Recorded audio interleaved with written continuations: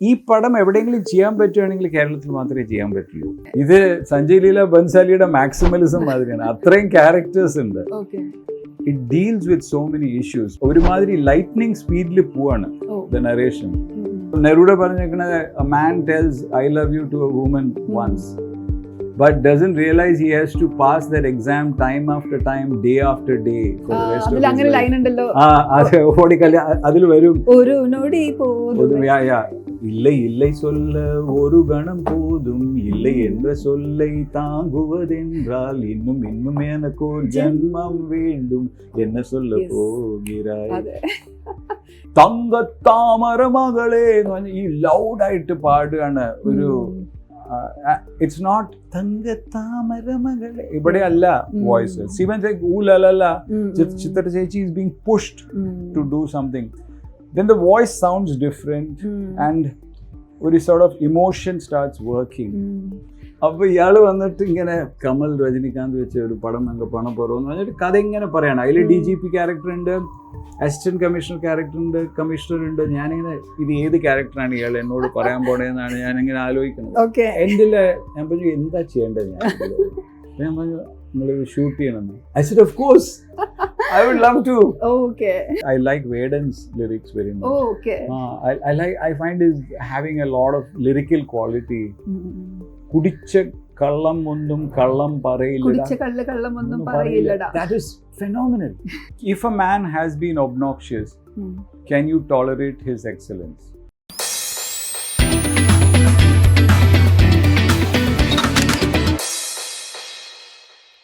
ശ്രീ രാജീവ് മേനൻ നമ്മുടെ കൂടെ. സർ, ഗുപ്തനെ കണ്ടിട്ട് 20 വർഷമായി കാണുമല്ലേ? അതിനുശേഷമാണ് സാറിനെ ആക്ടിങ്ങിൽ കൺവിൻസ് ചെയ്യാൻ കുറച്ച് പാടാന്ന് പണ്ടോട്ടേ കേട്ടിട്ടുണ്ട്. പേട്രിയറ്റിൽ എസ് പറയിപ്പിച്ച എന്താ സ്ക്രിപ്റ്റ്. അത് മഹേഷിന്റെ 100ഓളം ആഡ്സ് എഡിറ്റ് ചെയ്ത എഡിറ്ററാണ്. സോ ഞങ്ങളെപ്പോഴും ടച്ചിലുണ്ട്. സോ അദ്ദേഹം ചെയ്യുന്ന പടങ്ങളൊക്കെ കാണാറുണ്ട്. Arif and take off, Malik. So അയാളുടെ ഒരു പ്രോഗ്രസ് ഫ്രം ഒരു സൈഡിൽ ആർട്ട് സിനിമ, ഒരു സൈഡിൽ ഒരു ഇൻഡി വോയിസ്, പിന്നെ മെയിൻ സ്ട്രീം ആർട്ടിസ്റ്റിനെ വെച്ച് ചെയ്യുക. ആൻഡ് ഓൾസോ കോവിഡ് സമയത്തും എല്ലാം കൂടെ ചെയ്യാൻ പറ്റുന്ന ഒരു എല്ലാ നോളജ് ഉപയോഗിക്കുന്ന ഒരു ഡയറക്ടറാണ്. പക്ഷേ he's not at all self intelligent. അയാൾ എഴുതിയിരിക്കുന്ന സീൻ എന്തായാലും അയാൾ ഷൂട്ട് ചെയ്യും, കം വാട്ട് മേ. സോ അങ്ങനെ ഒരു വളരെ ഓർഗനൈസ്ഡ് ഡയറക്ടറാണ്. പല നല്ല ഡയറക്ടേഴ്സും ഓർഗനൈസ്ഡ് അല്ല, ബട്ട് മഹേഷ് ഈസ്. ആൻഡ് ഈ ഒരു പടം ചെയ്യാനായിട്ടുള്ളത് was purely Mahesh direction and Mahesh script. And at that time when എന്നോട് വർത്താനം പറയണം with even Lal sir had not come in. So it was Mamuka. And initially it was Fahad only, and then it became a Mamuka production, and then Lal sir also comes in, and ഇങ്ങനെ കാസ്റ്റിങ്ങിന് വലിയതായി കൊണ്ടിരിക്കുന്നു.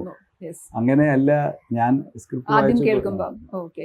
ഇതിനു മുമ്പ് മഹേഷിന്റെ ഏതെങ്കിലും പടത്തിൽ വിളിച്ചിട്ടുണ്ടോ? ഇല്ല.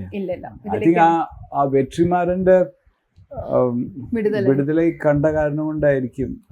Because ഞാൻ പൊതുവെ വേണ്ട എന്ന് പറഞ്ഞിരിക്കുക. എനിക്ക് ആക്ട് ചെയ്യാന്നുള്ള ഒരു ബിലീഫൊന്നും ഇല്ല. I'm a good actor എന്ന് അങ്ങനെയൊന്നും എനിക്ക് തോന്നലില്ല.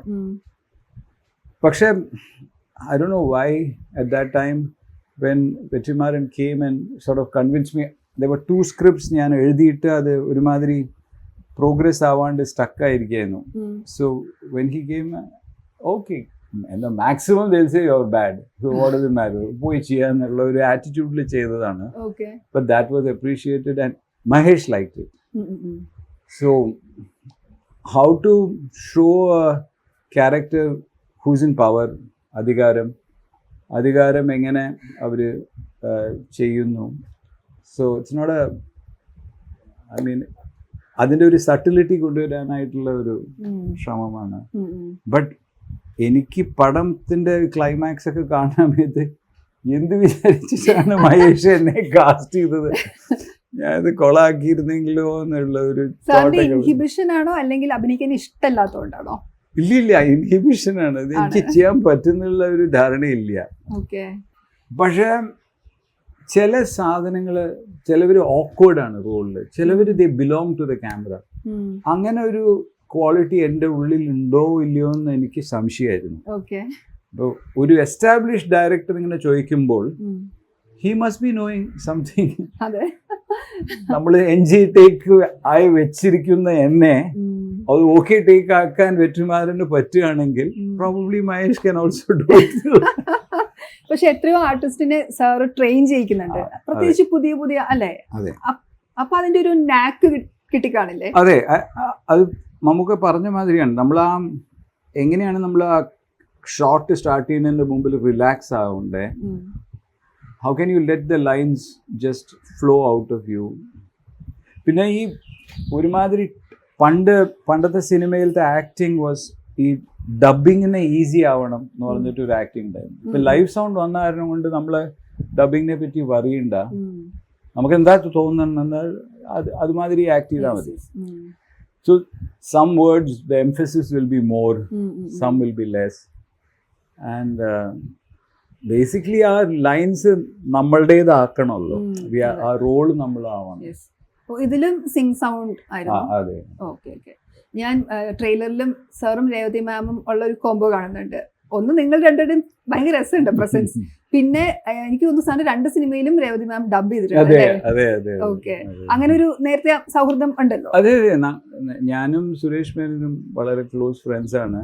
ഇൻഫാക്ട് രേവതിയും സുരേഷ് മേനന്റെ കല്യാണത്തിന്റെ ഫോട്ടോസ് ഞാൻ എടുത്തിട്ടുണ്ട്. ആൻഡ് സുരേഷ് മേനനും സുരേഷ് ബാലാജിയും ടെലിഫോട്ടോ ഫിലിംസ് നടത്തുമ്പോൾ അവരൊരു 100ഓളം ആഡ്സ് ചെയ്ത സമയമാണ്. അപ്പൊ ഞാൻ അതിന്റെ സ്റ്റിൽ ഫോട്ടോഗ്രാഫർ ആയിരുന്നു. സോ എനിക്ക് അവര് അത്രയും കാലമായിട്ട് അറിയാം. ഐ മീൻ സുരേഷിന്റെ കല്യാണത്തിന്റെ മുമ്പിലും അറിയാം, പിന്നെ അവരുടെ കല്യാണ ശേഷം അറിയാം. So I know that family for A long time. Okay. ഒരു സർക്കിൾ ആയതുകൊണ്ട്. കല്യാണം പറഞ്ഞപ്പോൾ എവിടെ കേട്ടത് ഐശ്വര്യ റായുടെ കല്യാണത്തിന് സൗത്തിൽ നിന്ന് പങ്കെടുത്ത വളരെ ചുരുക്കം പേര് ഒരാള് ആയിരുന്നു. മണിരത്നം. ഓ, മേ ബി നിങ്ങളുടെ സൗഹൃദം കൂടെ ഉണ്ടാവില്ല. ഐശ്വര്യ റായും ആദ്യത്തെ സെക്കൻഡ് ആഡ് ചെയ്തത് ഞങ്ങൾക്ക് വേണ്ടിയിട്ടാണ്. നമ്മുടെ ഫാമിലീസ് വി നോ. ആൻഡ് വീട്ടിൽ വരുന്ന സമയത്ത് she's like a normal person who will take the plates and keep inside. She is not the Aishwarya Rai that you think she is. She's a very normal person. ഇതിലെ ക്യാരക്ടറിനെ കുറിച്ച് പറയാൻ പറ്റുന്നത് എന്തായിരിക്കും? It is a person who is got power. And ആ പവറിന്റെ എന്താണ് just usage. Character things he is doing the right thing. And as a consequence അത് റൈറ്റ് ആണോ റോങ് ആണോ എന്ന് വരുന്ന ഒരു സിറ്റുവേഷൻ ആണ് ഫിലിമിൽ വരുന്നത്. So the characters are not black, ഒരുമാതിരി ഗ്രേ ക്യാരക്ടേഴ്സ് ആണ്. ഓക്കെ. ഇന്നലെ മമ്മൂക്ക നമ്മളുടെ ഇന്റർവ്യൂവിൽ പറയായിരുന്നു, ഇപ്പൊ ടെക്നോളജി അതൊരു റോങ് പേഴ്സന്റെ അടുത്ത് ചെന്നാൽ എന്തൊക്കെ സംഭവിക്കാം, അങ്ങനത്തെ റെപ്പർക്കഷൻസ് ഒക്കെ ആയിരിക്കാം ഈ സിനിമയിൽ എന്നുള്ളത്. ആ തരത്തിൽ കണ്ടന്റ് ഭയങ്കര ഹെവി ആണല്ലോ. അത് എത്രത്തോളം ആളുകൾക്ക് കണക്ട് ചെയ്യുന്നു എന്നുള്ളതൊക്കെ ഇമ്പോർട്ടൻ്റ് ആണ്. അങ്ങനെ ആ ഒരു കണ്ടന്റിൽ അല്ലെങ്കിൽ ആ വിഷയത്തിൽ സാറിനെ ഇംപ്രസ് ചെയ്യിച്ച എന്താ? ഇല്ല, പറഞ്ഞ മാതിരി ഇതൊരു ചില കഥകൾ നടന്ന കഥയാണ്, ചില നടന്നുകൊണ്ടിരിക്കുന്ന കഥയാണ്. ഇത് നടക്കാൻ പാടില്ലാത്ത ഒരു കഥയാന്ന് പറയണേ. ഒരു ഫിക്ഷണൽ, ഒരു ലെവലിൽ ഒരു ത്രില്ലറാണ്, ഒരു ലെവലിൽ ഒരു പൊളിറ്റിക്കൽ ത്രില്ലറാണ്, ഒരു ലെവലിൽ ഒരു സയൻസ് ഫിക്ഷൻ മാതിരി ഒരു ഫ്യൂച്ചറിസ്റ്റിക് സിറ്റുവേഷൻ ഉണ്ട്. ഇപ്പം 1984 എന്ന് പറഞ്ഞൊരു ഐ തിങ്ക് ജോർജ് ഓർവെലിന്റെ ബുക്ക് ഉണ്ടല്ലോ. അത് ഈ ഗവൺമെന്റിന്റെ കൺട്രോൾ അധികമാകുമ്പോൾ വരുന്ന സിറ്റുവേഷൻ, അങ്ങനത്തെ ഒരു ഓർവെലിയൻ വേൾഡാണ്. അതിപ്പോ ആൻഡ് മഹേഷിന്റെ എല്ലാ പടങ്ങളിലും you can see that characters എങ്ങനെയാന്ന് പറഞ്ഞാൽ അവർ ഒരുമാതിരി ഒരു സിറ്റുവേഷനിൽ സ്റ്റക്ക് ആവും. ലൈക്ക് അറിയിപ്പില് കോവിഡ് നേരത്ത് പുറത്തേക്ക് പോകാൻ പറ്റാണ്ട് സ്റ്റക്ക് ആവണവര്, പിന്നെ ഒരു ആക്ച്വലി ഒരു ലാൻഡ് സ്ലൈഡിന്റെ ഉള്ളിൽ സ്റ്റക്ക് ആവുന്ന ഒരു ഫഹാദ്, ഇങ്ങനെ ഈ സ്റ്റക്ക് ആവുന്നത് ഒരു ഐലൻഡിൽ പോയി സ്റ്റക്ക് ആവുന്നു. ഇങ്ങനത്തെ ചില ഒരു സീജിന്റെ ഉള്ളിൽ കിടന്ന് പടയുന്ന ക്യാരക്ടേഴ്സിനെ ആണ് മഹേഷ് നോക്കുക. അപ്പൊ അതിൻ്റെ ഉള്ളിൽ നോർമൽ ക്യാരക്ടേഴ്സാണ്, എല്ലാവർക്കും ചെറിയ ഫോൾട്ട്സും, നോബഡി ഈസ് രാമനോ ലക്ഷ്മണനോ സീതയോ Perfect അങ്ങനത്തെ ക്യാരക്ടേഴ്സ് അല്ല. അല്ല. അവരൊക്കെ ഹ്യൂമൻ ക്യാരക്ടേഴ്സ് ആണ് വിത്ത് their own faults. And how do they deal with ഈ ഇങ്ങനത്തെ ethical issues and ഈ തരം സ്റ്റേറ്റിന്റെ റൂൾസും ഇൻഡിവിജ്വൽസിന്റെ ലിബർട്ടിയുടെ ഇഷ്യൂസും ഇങ്ങനത്തെയൊക്കെ സാധനങ്ങൾ ഡിസ്കസ് ചെയ്യുന്ന സാധനമാണ്. ഇറ്റ് ഈസ് ഒരു ലെവലിൽ ഒരു ഇന്റലക്ച്വൽ ഐഡിയാസ് ആണ്. പക്ഷെ ഈ പടം എവിടെയെങ്കിലും ചെയ്യാൻ പറ്റുകയാണെങ്കിൽ കേരളത്തിൽ മാത്രമേ ചെയ്യാൻ പറ്റുള്ളൂ. Because of the content or അല്ല, ഇതിന്റെ നമ്മുടെ ഓഡിയൻസിന്റെ മഹിമ. Yes. ദാറ്റ് ഈസ് ഒരു ലെവലില് ക്യാൻ യു തിങ്ക്, ഇപ്പൊ നമ്മളൊരു സ്ക്രിപ്റ്റായി എഴുതുമ്പോൾ ബ്രഹ്മയുഗത്തിൽ 3 ക്യാരക്ടേഴ്സ് ആണ്. അവരൊരു മനയുടെ ഉള്ളിലിരിക്കുന്നുണ്ടാവും. അതിൽ അവരുടെ പടം വലി നടക്കുന്നുണ്ടെന്ന് പറയണത് അതിൻ്റെ ഉള്ളിൽ വരുന്ന മെറ്റഫേഴ്സ് ഒരു പാണന്റെ പാട്ടും ഒരു ഒപ്രസീവ് ഫ്യൂഡൽ ലോർഡും അതിൻ്റെ ഒരു സെർവൻറ്റും അതിൻ്റെ കാസ്റ്റ് ഡൈനാമിക്സ് ഇതെല്ലാം കൂടി ചെയ്തിരിക്കുന്ന വിധം in A horror setup with minimalism അത് വേറെ എവിടെയും നടക്കില്ല. അപ്പോൾ അവർ പറയും എവിടെയാണ് ഫീമെയിൽ ക്യാരക്ടേഴ്സ്, നിങ്ങൾ എങ്ങനെയാണ് 50% ഓഡിയൻസ് കിട്ടില്ല എന്നൊക്കെ പറഞ്ഞിട്ട് അതിനെ കൊളാക്കും. പക്ഷെ ആ ക്യാരക്ടർ ആ കഥയ്ക്ക് അതേ ആവശ്യമുള്ളൂ എന്ന് പറഞ്ഞാൽ മലയാള സിനിമ അത്രയും പുരോഗമിച്ചിട്ടുണ്ട്. That is they are able to make it minimal. This is the opposite. ഇത് സഞ്ജയ് ലീല ബൻസാലിയുടെ മാക്സിമലിസം മാതിരിയാണ്. അത്രയും ക്യാരക്ടേഴ്സ് ഉണ്ട്. Because it deals with so many issues. പക്ഷേ ഇറ്റ് ഇസ് ഒരുമാതിരി ലൈറ്റ്നിങ് സ്പീഡിൽ പോവാണ് the narration. And I think you will be exhausted by the time the first half ends. ഇപ്പം ട്രെയിലർ കാണുമ്പോൾ തന്നെ ആ ഒരു പേസ് നമുക്ക് ഫീൽ ചെയ്യുന്നുണ്ട്. ആ പേസിലാണ് പടം പോകുന്നത്. ഒരു എനിക്ക് തോന്നുന്നു സർവൈലൻസിന്റെ ഒരു ട്രിലജി വേണമെങ്കിൽ ഇതിനെ പറയാം. മഹേഷ് നാരായണന്റെ സിനിമകൾ അല്ലെ, ഇപ്പൊ സീ യു സൂൺ ആവട്ടെ, ഈ സിനിമ അറിയിപ്പ്, ഇതൊക്കെ ഇങ്ങനെ നമ്മൾ ഇങ്ങനെ നിരീക്ഷിക്കപ്പെടുന്നു. ആ രീതിയിലുള്ള ഒരു ആ കൂട്ടത്തിൽ വരുന്നൊരു മൂന്നാമത്തെ പടമായിട്ട് വേണമെങ്കിൽ. അത് നമ്മൾ ഈ ഫ്രാൻസ് കാഫ്കയിലത്തെ ബുക്ക്, പിന്നെ ഓർവെലിന്റെ ബുക്ക്, ഇങ്ങനത്തെ ഒരു നമ്മൾക്ക് അറിയാത്ത ഒരു ശക്തി നമ്മളെ കൺട്രോൾ ചെയ്യുന്നുണ്ട്. അങ്ങനത്തെ ഒരു തോട്ടിൽ വരുന്ന ഇതാണ്. ഇപ്പൊ ഹരികൃഷ്ണൻസിന് ശേഷം അവർ ഇഷ്ടംപോലെ സിനിമ ചെയ്തിട്ടുണ്ട്. പക്ഷെ നമ്മുടെ മനസ്സിൽ ഓർമ്മയുള്ള കുറെ സിനിമകളുണ്ട്. അതിലൊന്ന് ഹരികൃഷ്ണൻസ് ഓഫ് കോഴ്സ് ഉണ്ട്. അവിടെ സാർ ഒരു മേജർ പാർട്ടാണ്. എനിക്കൊന്ന് ഒരു ദിവസം കണ്ട ഷൂട്ട് ഉണ്ടായിരുന്നു അല്ലെ, അത്ര ഉണ്ടായിരുന്നുള്ളൂ. ഗുപ്തന് ചൂട് ചായ ഊതി കുടിക്കാനാണ് ഇഷ്ടം എന്ന് പറഞ്ഞ ഡയലോഗ് ഇപ്പൊ ഭയങ്കര ട്രോൾ ആവാറുണ്ട്. എല്ലാവർക്കും അതല്ലേ ഇഷ്ടം. സാർ കാണാറുണ്ടോ? സോഷ്യൽ മീഡിയ നോക്കാറില്ല? എന്താ ചിലപ്പോ അങ്ങനെയൊന്നുമില്ല. അത് എന്റെ ഫീഡ് വരുന്നത് വേറെ ചില സാധനങ്ങളാണ്. ക്രിക്കറ്റ്, സഞ്ജു സാംസൺ, ഞാൻ ഫോളോ ചെയ്യുന്ന സാധനങ്ങളാണ് ആൽഗോരിതം ഫോളോ ചെയ്യുന്നത്. Health, fitness. ഇപ്പൊ എന്തോ ഒരു റീസൺ പറഞ്ഞിട്ട് ഇങ്ങനെ തൈച്ചി വാക്കിംഗ്, അത് എങ്ങനെയാണ് ഈ സാധനങ്ങൾ കണ്ടുപിടിക്കുക എന്ന് പറയാൻ പറ്റില്ല. I think it's also listening. ഈ ആൽഗോരിതം ലിസൺ ചെയ്യേണ്ടത് നമ്മൾ സംസാരിക്കും. ചിലപ്പോൾ എനിക്ക് തോന്നാറുണ്ട് നമ്മൾ ചിന്തിക്കുന്ന കാര്യം വരെ അതിൽ വരാറുണ്ട്. അത് വോയിസ് അസിസ്റ്റഡ് എന്തോ നടക്കണ്ട. അത് നമ്മൾ ആ മൈക്ക് ഓഫ് ചെയ്ത് വെക്കണം. സിരി സാർ ഇവിടെ വന്നപ്പോ ഈ ലൈറ്റ് നോക്കിയപ്പം എനിക്ക് തോന്നുന്നു സാറിനുള്ളിലെ DOP എല്ലായിടത്തും പ്രവർത്തിക്കുന്നുണ്ട്. മഹേഷ് നാരായണന്റെ സിനിമയിലേക്ക് ആള് himself is A DOP also. അപ്പൊ അങ്ങനെ അഭിനയിക്കുന്ന സിനിമകളിൽ അങ്ങനെ ഒരു ചിലപ്പോ തോന്നിപ്പോവും. പക്ഷെ നമ്മളിങ്ങനെ ട്രെയിൻ ചെയ്തിട്ടുണ്ട് അതിനെപ്പറ്റി ചർച്ച ചെയ്യേണ്ടെന്ന് പറഞ്ഞിട്ട്. ബിക്കോസ് അവരവരുടെ ജോലി ചെയ്യാണ്. നമ്മൾ എന്തിനാ അതിനെ പറ്റി വർത്താനം പറയുന്നത്? Already the cameraman will be under tension.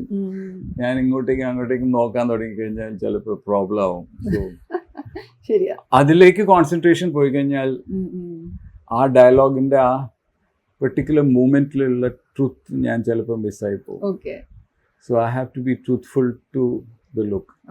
If I choose not to blink and continuously talk to you, then I should be able to do that. And then I should be able to cry at the end of it. You know? Adana my concentration should only be there for that. അപ്പോൾ ആ switching of ചെയ്ത് വെക്കുന്നതായിരിക്കും നല്ലത്.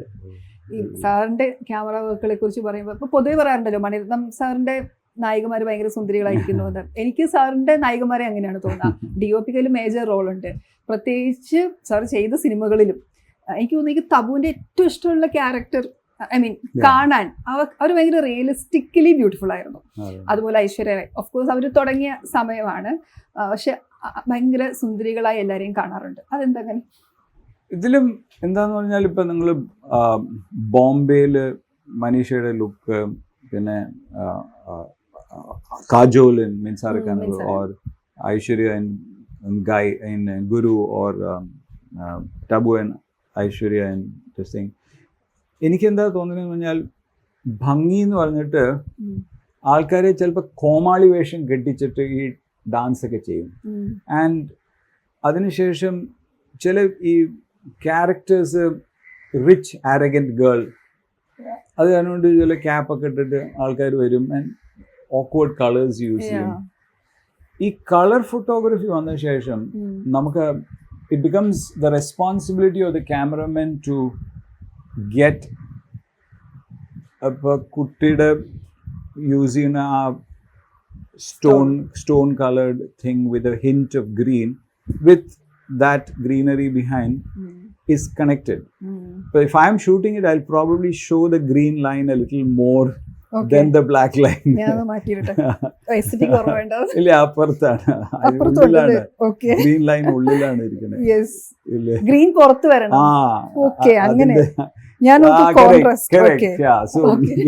So you know ഇത് നമ്മൾ നോക്കണം.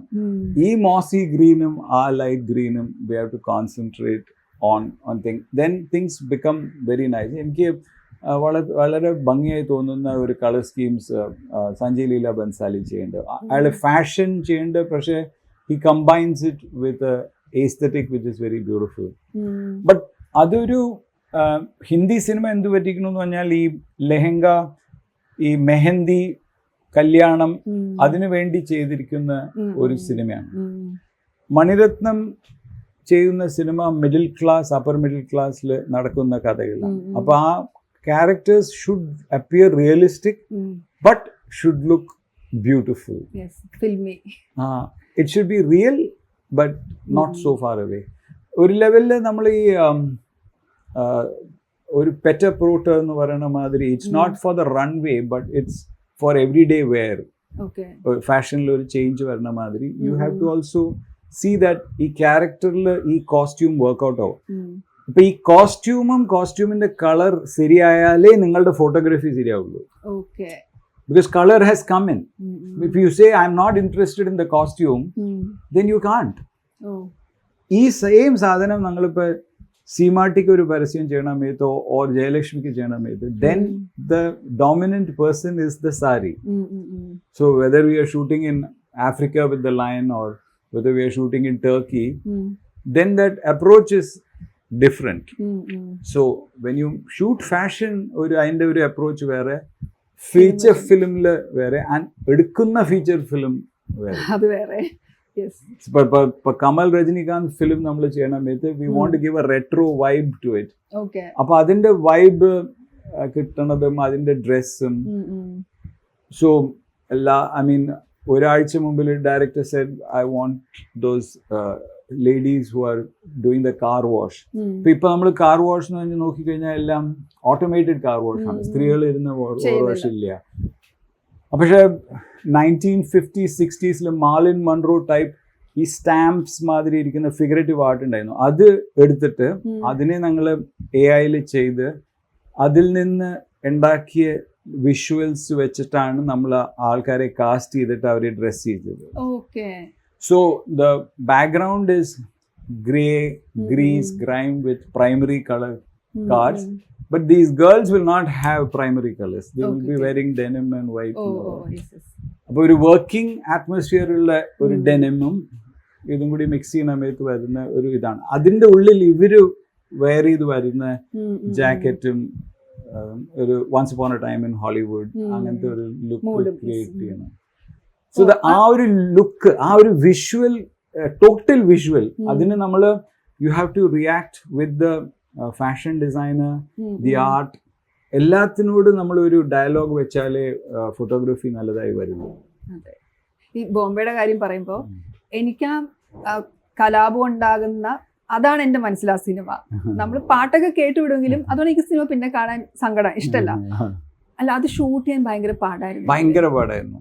Because ഞാൻ അതിനു വേണ്ടി ഒരു മാസം എല്ലാ ഇല്ലസ്ട്രേറ്റഡ് വീക്ക്ലി, ധർമ്മയുഗ്, ഇന്ത്യ ടുഡേയിൽ വന്ന റൈറ്റ്സിൻ്റെ എല്ലാ ഫോട്ടോഗ്രാഫ്സും വെച്ചിട്ട് എല്ലാ പബ്ലിക്കേഷനിലും വന്ന് പിന്നെ എല്ലാ വീഡിയോസും ഞാൻ എടുത്ത് ഒരു ഫയൽ മാതിരി ഉണ്ടാക്കിയിരുന്നു.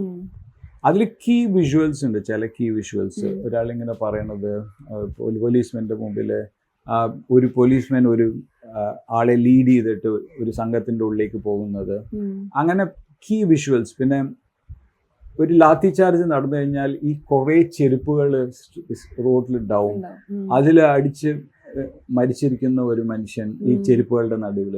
ഇങ്ങനത്തെ ഈ കീ ന്യൂസിൽ വന്നിരിക്കുന്ന വിഷ്വൽസ് നമുക്ക് റീക്രിയേറ്റ് ചെയ്യണം. റീക്രിയേറ്റ് ചെയ്യണ സമയത്ത് it's a right, it's not a stunt. അപ്പോൾ കാണുന്നവർക്ക് ഇതൊരു ജനരഞ്ജകത്തിന് ചെയ്ത മാറ്ററല്ല, ഇത് ഭയങ്കര ഒരു സൗഹൃദത്തിൽ ജീവിച്ചുകൊണ്ടിരുന്ന ഏറ്റവും റിച്ചസ്റ്റ് സിറ്റിയിൽ ഇങ്ങനെ ഒരു വിണ്ണൽ വന്നിട്ട് ആൾക്കാർ അങ്ങോട്ടേക്കും ഇങ്ങോട്ടേക്കും കൊല്ലുകയാണ്. സോ അത് നമുക്ക് ഷോക്കിംഗ് ആയി തോന്നണം. So it's not a choreography, it's not like പൾട്ടി അടിച്ചിട്ട് ആൾക്കാർ വീഴുന്ന സ്റ്റൈലല്ല. അപ്പോൾ direct, I mean the stunt man game, they wanted to do that. ഞങ്ങൾ അതൊന്നും വേണ്ട. I mean, makeup man with Manisha വന്നപ്പോൾ മേക്കപ്പ് ഇടണ്ട, എല്ലാവരും അങ്ങനെ ചെയ്തിട്ടാണ് ഞങ്ങൾ ചെയ്തത് പടം. ആക്ച്വലി അങ്ങനെ ഒരു റൈറ്റ് ഷൂട്ട് ചെയ്യുന്നപ്പോൾ അത്ര ബുദ്ധിമുട്ടാണല്ലേ? എന്താന്ന് പറഞ്ഞാൽ എവിടെയാ പോകാൻ പോണേ ഞങ്ങൾ അറിയില്ല. ബിക്കോസ് ഒരു ദിവസമൊക്കെ ഞങ്ങൾക്ക് പിന്നെ കുറെ ഇഞ്ചുറീസ് വന്നു. അപ്പൊ സെറ്റില് ഈ സോഡ ബോട്ടിലൊക്കെ വെച്ച് ഇങ്ങനെ നടക്കണ ഈ ലൈം ജ്യൂസ് വിൽക്കണ ആൾക്കാരുണ്ട്. ആ റൈറ്റ് വന്നിട്ട് ഈ ഉന്തലും തള്ളലും വരണ സമയത്ത് അവർക്ക് ദേഷ്യം വന്നിട്ട് ഒരു ബോട്ടിൽ എടുത്ത് എറിയും. ബോട്ടിൽ എടുത്ത് അങ്ങോട്ടേക്ക് എറിയണ സമയത്ത് ബോട്ടിൽ ചെതറിയിട്ട് ഒരാളുടെ കൈ കാല് മുറിയുക, സ്റ്റിച്ച് ഇടുക. പിന്നെ ഈ ഫയർ ഉണ്ട്, ഫയറിൽ burn വരണു.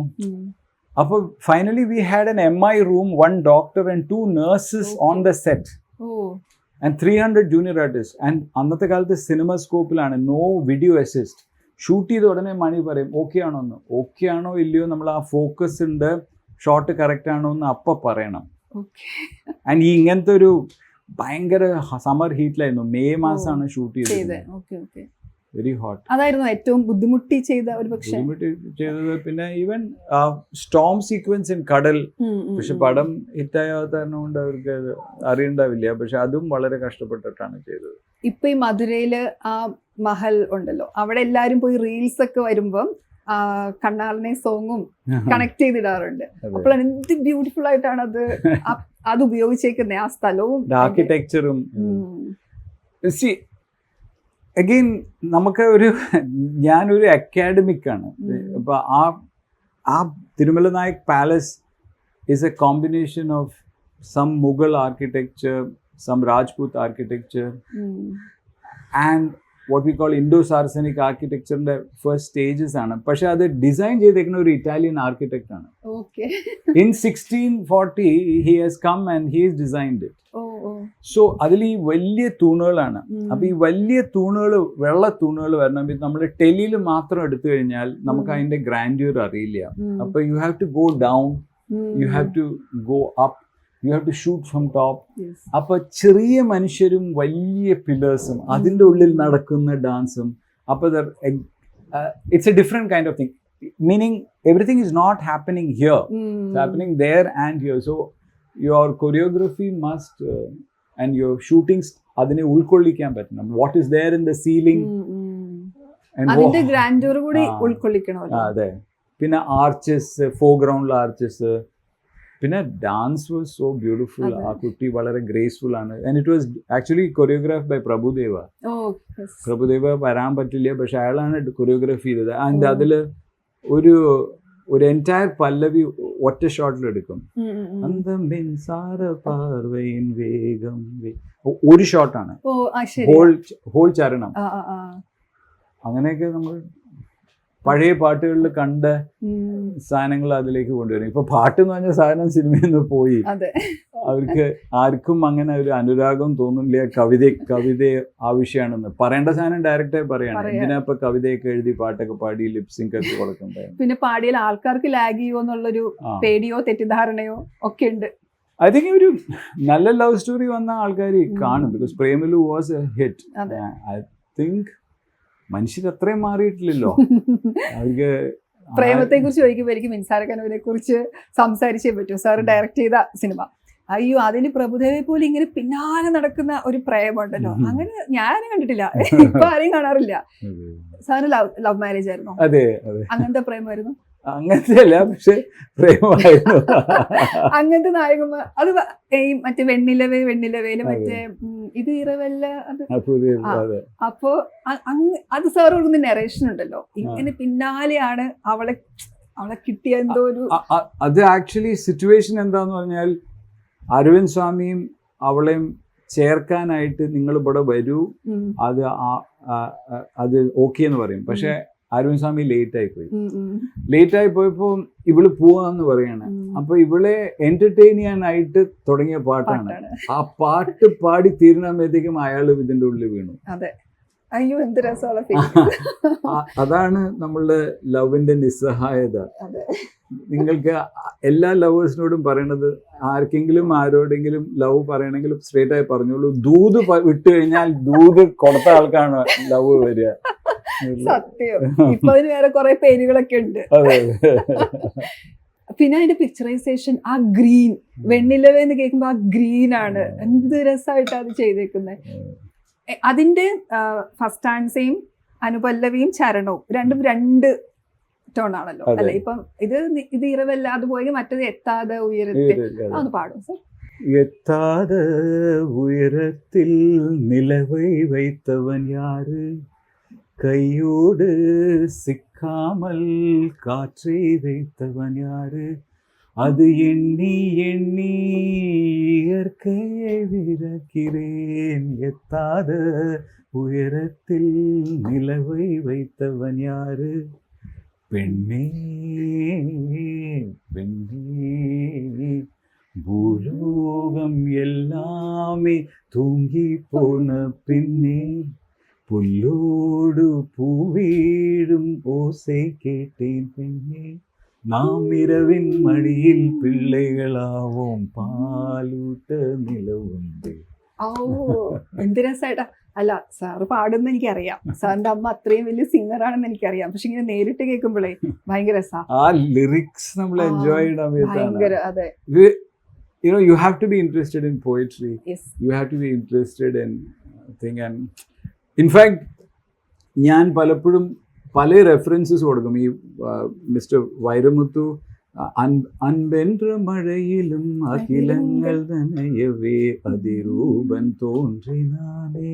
It was a Christian hymn inside a church. And അവളുടെ ഭക്തി കാണിക്കാനായിട്ട് ചെയ്യുന്ന ഒരു സോങ് ആണ് ഇത്. വളരെ അൺയൂഷ്വൽ ഒരു സ്ത്രീയുടെ ഇൻട്രൊഡക്ഷൻ പാട്ടുകളാണ്. അപ്പൊ ആദ്യം നമ്മൾ പൂപ്പൂക്കം മോസി ചെയ്ത് കഴിഞ്ഞിട്ട് വരണ സെക്കൻഡ് സോങ് ഇതാണ്. ചെക്ക്മേറ്റ് ആണ് ഓഡിയൻസിന്. ഇവൾക്ക് ഈശ്വരനിലാണ് ഭക്തി. ഇത്രയും പാട്ട് പാടിയ പെൺകുട്ടിക്ക്. അപ്പൊ അത് ചെയ്യണ സമയത്ത് when we were writing it, Vairamuthu was writing lyrics like ഈ രക്തത്തെ പിഴിഞ്ഞ് യേശുവെ എന്തെങ്കിലും ആണി അടിച്ചു അതെന്നൊക്കെ പറയണ. ഇല്ല എനിക്ക് ഇതല്ല വേണ്ടേ. I just want. എൻ്റെ അമ്മ കുറേ കൊല്ലങ്ങൾ മുമ്പ് when I was very young ഒരു ഡാൻസ് ഡ്രാമ വള്ളത്തോൾ നാരായണന്റെ ഒരു മഗ്ദലന മറിയം എന്ന് പറഞ്ഞിട്ടൊരു ഒപ്പേറ ഉണ്ട്. അതിന് പാടാനായി പോയപ്പോ യുനോ താഴത്തേക്ക് എന്തിത്ര സൂക്ഷിച്ചു നോക്കുന്നു താരകളെ നിങ്ങൾ നിശ്ചലമായി, നിങ്ങൾ തൻ കൂട്ടത്തിൽ നിന്നിപ്പോരാനും ഭംഗ്യമാർ ഊറിയിൽ വീണുപോയോ. ഇങ്ങനത്തെ ഒരു line I told him that. Okay. So ആ ഷോർട്ട് ആക്ച്വലി സ്റ്റാർട്ട് ചെയ്യണത് മോളിന്നാണ്. താരകളെ നിങ്ങൾ നിശ്ചലമായി, നിങ്ങൾ തൻ കൂട്ടത്തിൽ നിന്നിപ്പോരാനും ഭംഗ്യമാർ ഊറിയിൽ വീണുപോ. സോ വിൺമീൻകൾ കൺപാർക്ക സൂര്യൻ തോன்றுമോ പുകഴ്മൈന്ദൻ തോன்றுനാനേ. So the inspiration for that line is actually coming from Vallathol. Yes. So എല്ലാ സ്ഥലത്തു നിന്നും നമുക്ക് പോയട്രിയോട് ഇൻട്രസ്റ്റ് ഉണ്ടാവണം, എന്നാലേ ലിറിക്സ് നല്ലതാവുള്ളൂ. ലിറിക്സ് നല്ലതായി കഴിഞ്ഞാലേ ഈ പാട്ടുകൾ നിലനിൽക്കുള്ളൂ. അല്ലെങ്കിൽ ഇപ്പൊ ഒരു പാട്ട് ഒരു 3 ആഴ്ചയാണ് മാക്സിമം. അതെ, പക്ഷേ എനിക്ക് ഇപ്പം ചന്ദന തെന്നല് ആവട്ടെ, കൊഞ്ചും മൈനാക്കളാവട്ടെ, അത് ചന്ദന തെന്നലിന്റെ ഇൻസ്പിറേഷൻ പാബ്ലോ നെറൂഡയാണ്.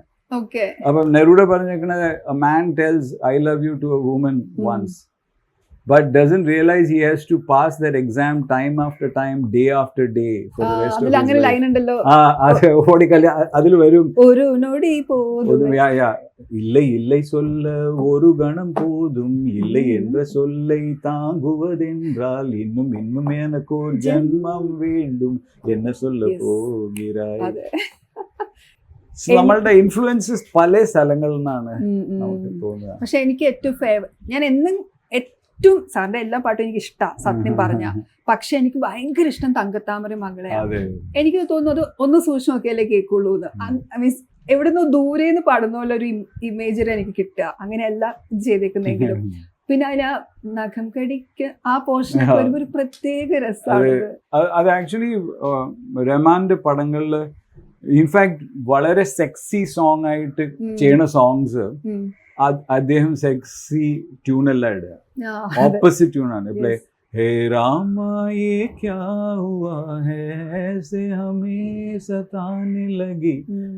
അതിന്റെ പിക്ചറൈസേഷൻ കണ്ടു കഴിഞ്ഞാൽ ഉർമിള മെട്ടോൺകർ ഒരു സെക്സി ഡ്രസ്സിൽ ഡാൻസ് ചെയ്യണ്ടായിരുന്നു. പക്ഷെ ഇയാൾ ഇടുന്ന ട്യൂണ് ഭജൻ ട്യൂണാണ്. പക്ഷെ ഈ പാട്ടില് I told him 2 things. Waterfall നടക്കണു, ഭയങ്കര സൗണ്ടാണ് വാട്ടർഫോളില്, ഇതിന്റെ ഉള്ളിൽ ഒരാളുടെ ശബ്ദം കേൾക്കണം. So what is funny is SP Balasubrahmanyam is playing Aravind Swami's father in the film, but അയാളാണ് വോയിസ് കൊടുക്കുന്നത്. സോ എനിക്ക് എപ്പോഴും ഈ സിംഗേഴ്സ് വരണം, I want to change their vocal texture and take. So തങ്കത്താമര മകളെ എന്ന് പറഞ്ഞാൽ ഈ ലൗഡായിട്ട് പാടുകയാണ്. ഒരു ഇറ്റ്സ് നോട്ട് തങ്കത്താമര മകളെ, ഇവിടെ അല്ല വോയിസ്. ശിവൻ ഊലല്ല, ചിത്ര ചേച്ചി is being pushed to do something. Then the voice sounds different and ഒരു sort of emotion starts working. Now everybody is experimenting like അതിന്റെ ഈ different vocal experiments with different singers, അതിന്റെ പ്രധാന കാര്യകർത്ത AR റഹ്മാൻ ആയിരുന്നു. അയാളുടെ ഓരോ ചോയ്സ് ഓഫ് സിംഗേഴ്സ് അത്രയും മനോഹരമായിരുന്നു. Probably ചിന്ന Aasai S Janaki പാടിയിരുന്നെങ്കിൽ ഇത്രയും വലിയ ഹിറ്റ് ആവില്ല. അപ്പൊ അയാൾ ആ റിസ്ക് എടുത്തിരുന്നു. I think that kind of risk is what you need. ഒരു standard negative character, standard grey character പാടില്ല എന്ന് പറഞ്ഞ് അങ്ങനെ ഒരു റിസ്ക് എടുത്തിട്ടായിരിക്കും മഹേഷ് എന്നെ വിളിച്ചത്. യെസ്, ഈ ചിലര് പറയാറുണ്ട് റോജയില് സാർ അഭിനയിക്കാൻ സമ്മതം മൂളിയിരുന്നെങ്കിൽ അരവിന്ദ് സ്വാമി ഫീൽഡ് ഔട്ട് ആയെന്നൊക്കെ. അയ്യോ പാവം, അയാൾ നല്ല ആക്ടർ കേട്ടോ. ഞാനപ്പോ ചിലപ്പോ കൊളാക്കിയിട്ടുണ്ടാവും, പറയാൻ പറ്റില്ല. പക്ഷെ എനിക്ക് എന്താന്ന് പറഞ്ഞാൽ നല്ല പടങ്ങൾ ഷൂട്ട് ചെയ്യണം. പിന്നെ ഞാനൊരു അഡ്വർടൈസിംഗിൽ ഒരു കമ്പനി നടത്തുന്നു, പിന്നെ ഞാനിപ്പോൾ ഒരു ഇൻസ്റ്റിറ്റ്യൂട്ട് നടത്തുന്നു, മൈൻഡ് സ്ക്രീൻ ഫിലിം ഇൻസ്റ്റിറ്റ്യൂട്ട്. അതിൽ എത്രയോ സ്റ്റുഡൻസ് പഠിച്ചിട്ടുണ്ട്. സോ നമ്മളുടെ ഇവിടുത്തെ കണ്ണൂർ സ്കോളിലെ റോബി അവിടെയാ പഠിച്ചിട്ടുണ്ടായത്. ഗൗതം രാമചന്ദ്രൻ, ഗാർഗി. അതെ, he was working with us in post production. അവരുടെ പടങ്ങളിൽ വർക്ക് ചെയ്തിട്ടുണ്ട്. അപ്പൊ we have had so many people, Gautam Menon, എല്ലാവരും അസിസ്റ്റ് ചെയ്ത്. അങ്ങനെ ഒരു എന്താ പറയണ, ഞങ്ങളൊരു ഇൻസ്റ്റിറ്റ്യൂഷൻ മാതിരിയാണ് നടത്തിയിരുന്നത്. അതിപ്പോ ആക്ടറായി കഴിഞ്ഞാൽ നമ്മൾക്ക് റോള്, നെക്സ്റ്റ് ഫിലിം അതിലായിട്ട് പോകും. You cannot build N institution. But ഇതെനിക്ക് അറിഞ്ഞിരുന്നില്ല that I'll enjoy it. Now I'm enjoying it, I'm doing it. The day I stop enjoying it, I won't do it. ഇനിയിപ്പോ ഒരു അടുത്ത സിനിമകൾ ആരെങ്കിലും അപ്രോച്ച് ചെയ്താൽ വേണമെങ്കിൽ ഒരു കൈ നോക്കാം അല്ലേ? പക്ഷെ എനിക്കിപ്പോ ഷൂട്ടിംഗ് കമൽ ഏറ്റവും ഇമ്പോർട്ടൻസ് അതിലേക്ക് വരാതിരിക്കുന്നു. അതെ, അതെങ്ങനെയാ സാറിലേക്ക് എത്തിയത്? അതും എനിക്ക് ആക്ച്വലി ഐ തിങ്ക് ഇവര് തമിഴ് ഫിലിം ഡയറക്ടേഴ്സ് അവിടെ കൊടൈക്കനാലിൽ മണിരത്നം സാറിന്റെ വീട്ടിൽ മീറ്റ് ചെയ്യാറുണ്ട്. അപ്പൊ അവരിങ്ങനെ വർത്താനം പറയണമെന്ന് വെച്ചാൽ നെൽസൺ ഇങ്ങനെ പറഞ്ഞിട്ടുണ്ട്, എനിക്ക് ബോംബെ ഫിലിമിന്റെ ക്യാമറ വർക്ക് ഭയങ്കര ഇഷ്ടമാണ് അതെന്നൊക്കെ പറഞ്ഞപ്പോ അപ്പം മണി പറഞ്ഞു, അപ്പൊ നീ പോയി ചോദിച്ചോളൂ.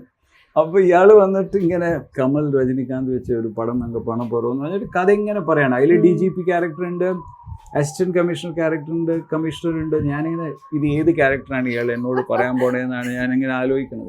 എൻ്റെ ഞാൻ പറഞ്ഞു എന്താ ചെയ്യേണ്ടത്, ഞാൻ പറഞ്ഞു നിങ്ങൾ ഷൂട്ട് ചെയ്യണമെന്ന്. I said of course I would love to. അങ്ങനെയാണ്. I mean, I myself was surprised, but I enjoyed it because എനിക്ക് looking through the lens, lighting is something that is like second nature for me. Yes. മറ്റു വന്ന promo shoot ചെയ്തതും അപ്പൊ അതിന് ഇനി കുറച്ച് കാലം അതിലേക്ക് probably September ആവുന്ന പറയണവര്. ഓക്കെ. എനിക്ക് തോന്നുന്നു സാറിന്റെ അമ്മയെ കുറിച്ച് പറയാതിരിക്കാൻ പറ്റില്ല. എനിക്ക് അമ്മ പാടിയ ഏറ്റവും ഇഷ്ടമുള്ള പാട്ട് ജലശയ്യ, കവിത പോലെയാണ് ആ പാട്ട്. സാറിന്റെ അങ്ങനെ ഒരു ഫേവറേറ്റ് പറഞ്ഞ ഏതായിരിക്കും മലയാളത്തിൽ പറഞ്ഞ? അത് വളരെ നല്ല പാട്ടാണ്. ബിക്കോസ്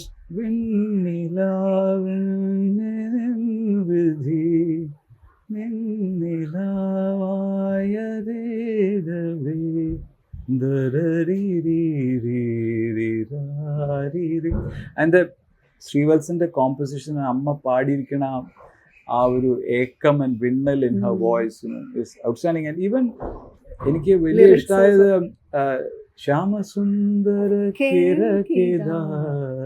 ഭൂമി മാനവർക്കു സമത നൽകിയ മവനി തൻ ഭൂമി. ഇപ്പം മാതൃഭൂമിയിലാണ് ഇത് പറഞ്ഞത്. അത് മാവേലി തൻ ഭൂമിയായിരുന്നല്ലേ? ഞാൻ എനിക്ക് ഇന്നൊരു മനസ്സിലായിട്ടില്ല.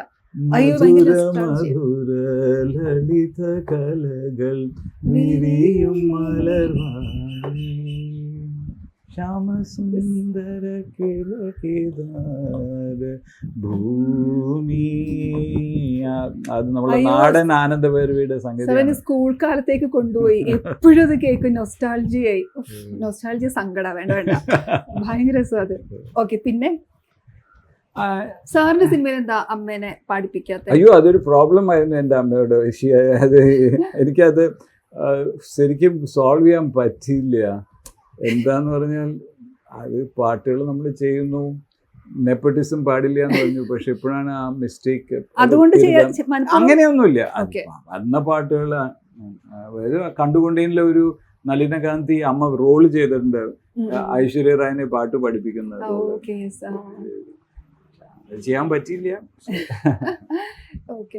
ഇപ്പം നമ്മള് വൈരമുത്തുവിനെ കുറിച്ചൊക്കെ സംസാരിച്ചപ്പോഴാ എനിക്ക് തോന്നുന്നു നമ്മൾ ഒരു ദിവസം കേൾക്കുന്ന നല്ല പാട്ടുകൾ ഒരു 95% ആൾ എഴുതിയതായിരിക്കും നമ്മുടെ പ്ലേലിസ്റ്റിൽ റിപ്പീറ്റഡ് ആയി വരുന്ന പാട്ടുകളൊക്കെ. പക്ഷെ അതേസമയം ഇപ്പൊ വലിയ ചർച്ചകളുണ്ട് ഈ ആർട്ടിസ്റ്റും ആർട്ടും. ഒരു ആർട്ടിസ്റ്റിന് സംഭവിക്കുന്ന പിഴവുകൾ, അതുകൊണ്ട് നമ്മൾ ആർട്ടിനോട് ഡിറ്റാച്ച്ഡ് ആവണോ, അതിനെ അംഗീകരിക്കാതിരിക്കണോ, അങ്ങനെ പല കൺഫ്യൂഷൻസ് ഉണ്ടാവാറുണ്ട്. അതിൽ സാറിന് എന്താ തോന്നാറുള്ളത്? ഇതൊരു കോംപ്ലിക്കേറ്റഡ് പോയിന്റ് ആണ്. ബിക്കോസ് എന്താ പറയണെന്ന് പറഞ്ഞാൽ if a man has been obnoxious, can you tolerate his excellence? Is the moolam aspect. But that art that he created at that time, was he bad or not is the question. Anna ayal create ചെയ്ത സമയം ഇന്ന് അയാൾ ചെയ്ത കുറ്റം രണ്ടും വേറെയാണല്ലോ.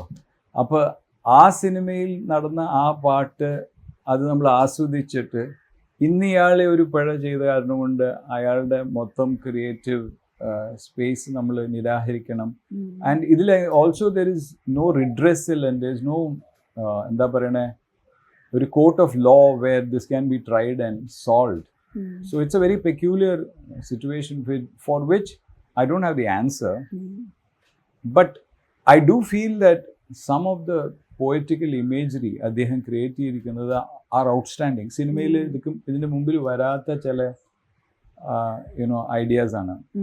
ഒരു K Balachandra സാറിൻ്റെ ഒരു പടത്തിൽ ഐ തിങ്ക് സിമ്രനോ ആരോ ആക്ട് ചെയ്യുന്നത് ഒരു വിഡോ റീമാരേജിനെ പറ്റിയുള്ള ഒരു ഇതാണ്.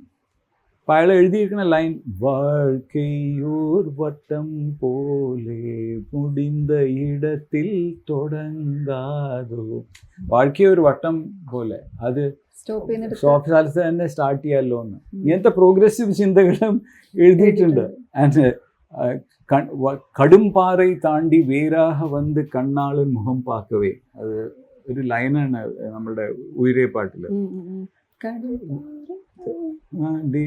വേരാഹ വന്ന് കണ്ണാളൻ മുഖം പാക്ക. അതില് വേറൊരു ഇതുണ്ട്, കാലം ഉന്നൈ തടൈ ചെയ്താൽ, ദാറ്റ് ഇസ് ഇഫ് നമ്മളുടെ ഇപ്പൊ ലവ് ചേർന്നില്ലെങ്കിൽ ഇനി കാലം നിന്നെ ഒരു ബാഡ് ലെവലിൽ വർത്തമാനം പറയും, അത് എനിക്ക് സഹിക്കാൻ പറ്റില്ല, അതുകൊണ്ട് നമ്മൾ ചേർന്നേ പറ്റുള്ളൂ എന്നുള്ള ഇങ്ങനത്തെയൊക്കെ ചിന്തകള് ആള് ലിറിക് റൈറ്റിംഗിൽ കൊണ്ടുവന്നിട്ടുണ്ടായിരുന്നു. So he was a great lyric writer, but I don't know what happened. I feel sad because all the friends are the singers also. So and some of it involves A.R. Rahman, Mani Ratnam, all of us were friends. So it's a tough thing. A.R. Rahman സാറിന്റെ സൗഹൃദം ഭയങ്കര പരസ്യമാണ്. എനിക്കതില് എയർടെലിന്റെ ഒരു പരസ്യം A.R. റഹ്മാനെ അഭിനയിപ്പിച്ചിട്ട് അല്ലേ, അങ്ങനൊരു ആ സാധനം വരുന്നത്, അത് ഭയങ്കര രസമായിരുന്നു. അങ്ങനെ ഒരു തോട്ട് അല്ല, പുള്ളി അഭിനയിക്കണം, അങ്ങനെ ചെയ്യാം. അദ്ദേഹത്തിന് ഒരു ചാൻസ് കിട്ടിയപ്പോ he was going to do a tune, പക്ഷെ he wasn't sure ഈ ട്യൂൺ ശരിയാണോ ഇല്ലയോന്നോ.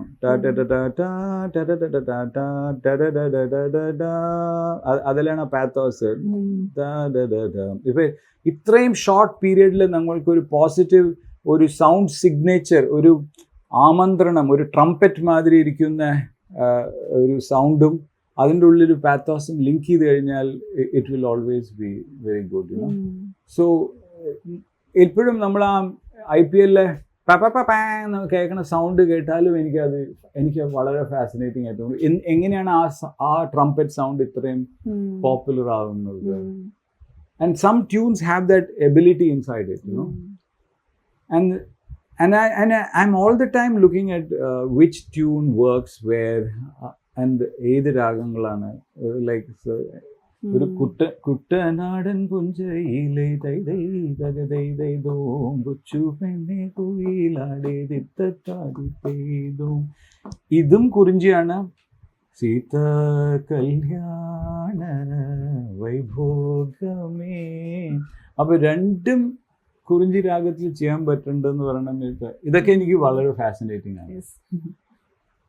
ഒരു ട്യൂണിന്റെ പേസ് മാറ്റിക്കഴിഞ്ഞാൽ എന്താവും, യുനോ, ക്യാൻ ഇറ്റ് ബിക്കം വീരം, ക്യാൻ ഇറ്റ് ബിക്കം എന്താണ് ഒരു യാചക ഭാവത്തിൽ വരാൻ പറ്റുമെന്ന്.